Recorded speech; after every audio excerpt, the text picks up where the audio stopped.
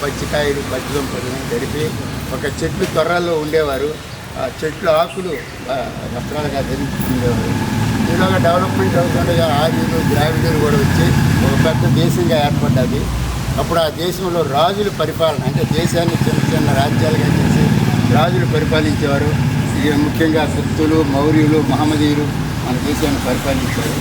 వారు పరిపాలిస్తున్న సమయంలో బ్రిటిషర్స్ మన దేశానికి వాణిజ్యపరంగా మన దేశంకి వచ్చి వాళ్ళు వ్యాపార కార్యకలాపాలతో పాటు మన దేశ సంపదను దోసుకుంటూ మన భారతీయులను హింసించారు. అప్పుడు మన మహానుభావులు ఎంతోమంది వాళ్ళ హింసకు భరించలేక ఒక ఐకమత్యంగా అహింసా పోరాటాన్ని ప్రారంభించారు. దాంట్లో ముఖ్యంగా జాతిపిత మహాత్మా గాంధీ, శాంతిజ్యోతి జవహర్లాల్ నెహ్రూ, ఉక్కు మనిషి వల్లభాయ్ పటేలు, ఆంధ్రకేసరి కంపెనీ ప్రకాశం పంతులు, ఉరి తీయబడిన భగత్ సింగ్, కాల్చి చంపబడిన అల్లూరి సీతారామరాజు, ఉత్తరాంధ్ర టైగర్ సర్దార్ గౌతులాచల్ లాంటి మహానుభావులు ఎంతోమంది అకుంఠిత దీక్షాపరులై అహోరాత్రులు కృషి చేసి శాంతియుతంగా బ్రిటిషర్స్ను పారదోడమే కర్తవ్యంగా మన దేశాన్ని మనం రక్షించుకోవడమే దినచర్యగా పోరాటం. 1947 ఆగస్టు 15 భారత కాలమాన ప్రకారంగా 7:25 మనం స్వాతంత్రం సంపాదించుకుంటాం. ఈ విషయానికి వస్తే వాళ్ళు 1757లో వచ్చారు మన దేశానికి. 1757లో వచ్చి 1945 కంటే సుమారు 190 సంవత్సరాలు మన దేశాన్ని పరిపాలించారు. ఈ 190 మన భారతదేశం సంపదను దోసుకున్నారు.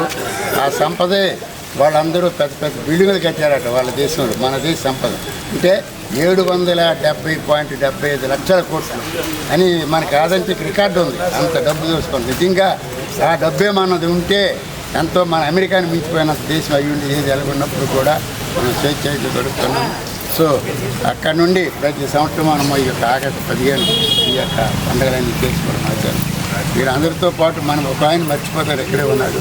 ఈయన కూడా చాలా కటక్లో పుట్టి దేశ ఉద్యమంలో మొట్టమొదటి ఆయన. నేను ఎవరు సుభాష్ చంద్రబోస్. ఒరిస్సా ఓల్డ్ క్యాపిటల్ కటక్లో పుట్టారు. కటకలో పుట్టి ఎన్నో విదేశాల్లో అభ్యసించి ఫార్వర్డ్ బ్లాక్ అనే పార్టీ పెట్టి చాలా ఉద్యమం చేసి 1939లో ఓ పెద్ద మిలిటరీని తయారు చేసి బ్రిటిష్ని అటాక్ చేశాడు. ఒక స్టేజ్లో బ్రిటిషర్స్ వెళ్ళిపోతాంత స్టేజ్ వచ్చినప్పుడు బ్రిటిషర్స్ మన దేశస్తులు కొంత సహకారం చేసుకొని సూటెడ్ సైడ్ ఏర్పాటు చేశారు.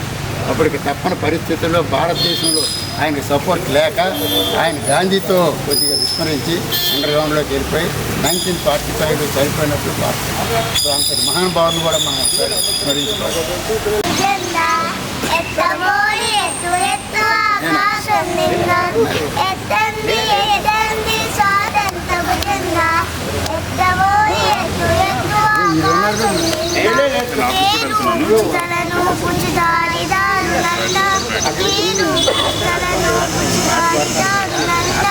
మన జెండా మనదే, వీరెత్తులు పంట మన జెండా మనదే, వీరెత్తులు పంట కొత్త వీరి కొత్త వారి బలతావరిందా, కొత్త వీరి కొత్త వారి బలతావరిందా.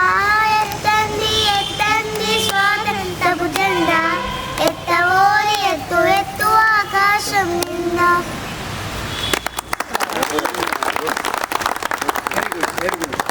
సిస్టర్స్